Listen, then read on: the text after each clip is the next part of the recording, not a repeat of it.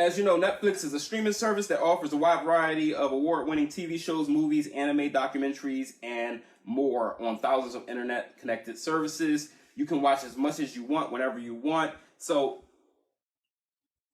that is Netflix moat. That is their bread and butter. They allow you to watch whatever you want, when you want to watch it. And they say it's a very low monthly price.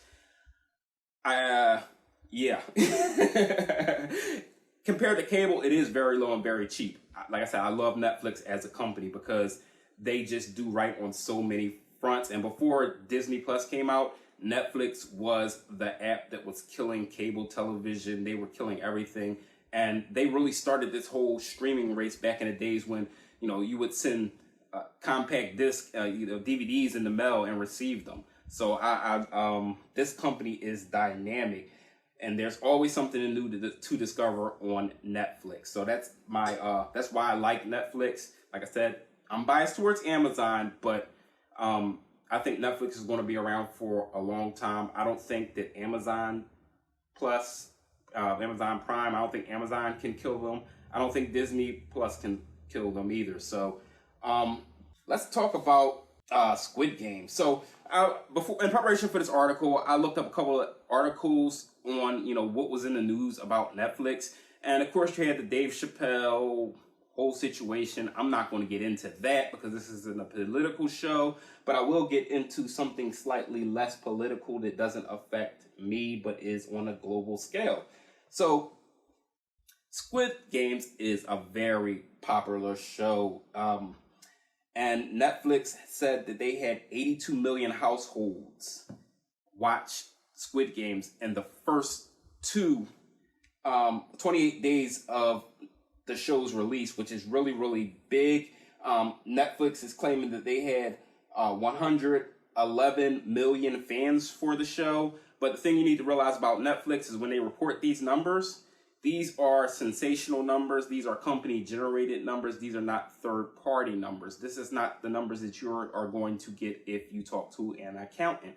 And the reason why, they're not lying, but Netflix likes to include people who have watched the show for 2 minutes. So that's their benchmark. If you watch the show for 2 minutes, if you saw the advertisement for Squid Games, you turned it on and you thought it was going to be awesome, you watched for 3 minutes and found out it was too violent or wasn't your type of show, technically you are one of those 82 million households, and you are technically counted in one of those 111 million fans. Netflix also had a little slight controversy because the show has been so popular and it has been politicized by North Korea. And that sounds weird, but if you watch the show, you can see that it's not really your typical American casting for the show. So the show is actually written and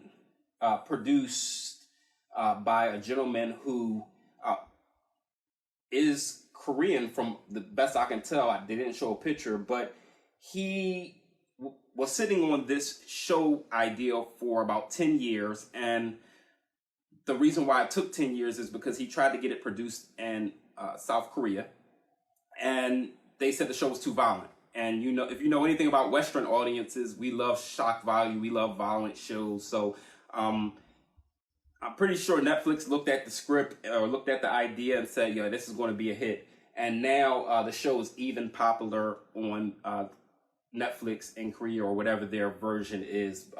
But South Korea is using it as a part of their propaganda arm, and they are using it to criticize capitalism and just the whole culture of how people live in South Korea, which is totally different from how people live in North Korea. So you got that dynamic going. And the show's debut, 456 debt-settled contestants are mysteriously brought together on an island off of the South Korean peninsula to compete in a children's game for huge cash prizes. The creator was inspired by a couple of comic books or TV shows that he watched, and his main concern was, you know, like the Hunger Games type thing. He said the games were too complicated. He made it simple. I was watching it and they had a red light, green light, and I used to play that as a kid, so I thought that was fun. And then I seen machine guns shooting people, so a little bit problematic, but like I said, shock value is really, really decent for American audiences. That's what we tune in for. And of course, streaming services don't really have the same rating system or the rating constraints that you would have if you would put that on primetime television through a over-the-top broadcaster like CBS, NBC, or your local affiliate of NBC. So that's that. Let's get to another show that I found interesting. Starbucks and Netflix. I just did a review of Starbucks last week, and that episode will be out very soon on our YouTube channel. But I found it really interesting that Netflix and Starbucks have partnered to create a series together called Netflix Book Club. And it really sounds like an interesting show because they are focusing on getting people to read. I am a champion of regular literacy, but I love financial literacy.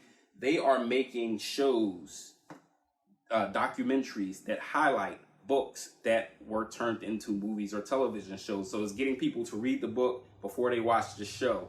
And if you are an avid reader, if you love education, that should really make you happy because everybody knows Harry Potter has those big dictionary-sized books. Everybody knows that the books are always better than the movie, and there's always enough differences between the books and the movies to keep you interested. So I thought that was very, very interesting, and it seems like one of the actors or creators from Orange is the New Black, Uzo Aduba, is going to be the host or producer, and she's going to play a prominent role in that, and I really hope that that is a she.